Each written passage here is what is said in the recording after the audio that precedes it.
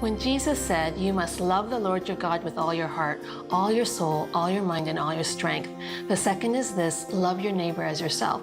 He's telling us to value God above all else, then highly value our neighbor in the same way he expects us to highly value ourselves as God's beloved children. Jesus assumes we want the best for ourselves. That's how he created us. He instructs us to pursue the best interests of others with the same energy that we pursue our own best interests. In Philippians 2, verses 3 to 5, it says, "Don't look out only for your own interests, but take an interest in others too." So my interpretation of this is that selfishness is when you only look after your own interests, not that looking after your own interests is selfish. When you love God with every part of your being, he fills you up with overflowing with his love. And out of that overflow, we give to others. This is a balanced life, the only kind worth living. But notice something crucial. If you don't take care of yourself, you have no overflow. Without an overflow, you'll find it very hard to take care of others, and therefore impossible to love others the way we're commanded to. So how do you see yourself? Do you see others as uniquely talented, but not you? Can you rejoice in the gifts and talents of others, but not your own? Do you value and esteem your friends and family, but not yourself? What we see as valuable, we tend to honor, and the opposite is true. What we see as worthless, we tend to discount. When God sees you, he sees you as precious, worthy of honor, and worthy of love. He sees you as co-heir with Jesus Christ, the apple of his eye.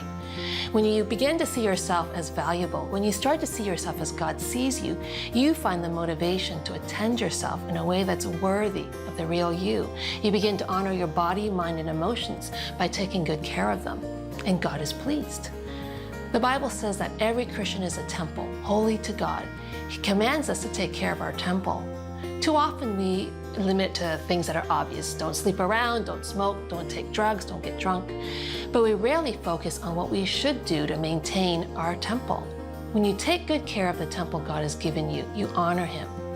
When you don't take good care of yourself, when you constantly go to bed late because you're too busy taking care of others, when you ignore the warning signs your body sends you, when you wake up feeling terrible and you tell yourself that that's part of serving God, then you dishonor God and disobey his commandments.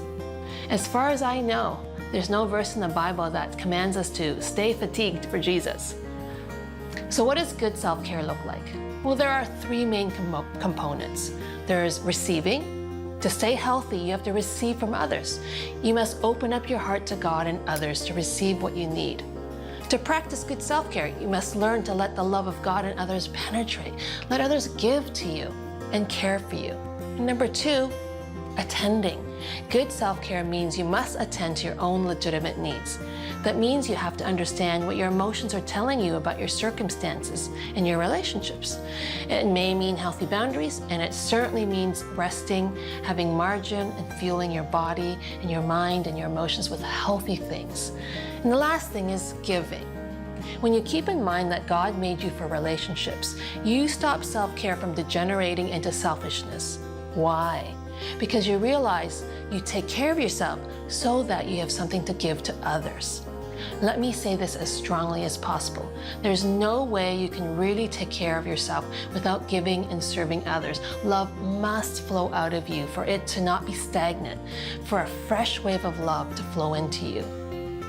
When you pay careful attention to all three aspects of self-care, you set yourself up to develop deep, lasting, and fulfilling relationships with God and with others.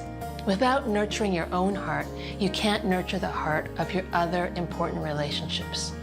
At the very least, I hope you hear the strong message of how much you are valued by God and that your concerns and questions matter to him, that he's very interested in you and your heart, that he will be your ultimate protector, healer, and nurturer.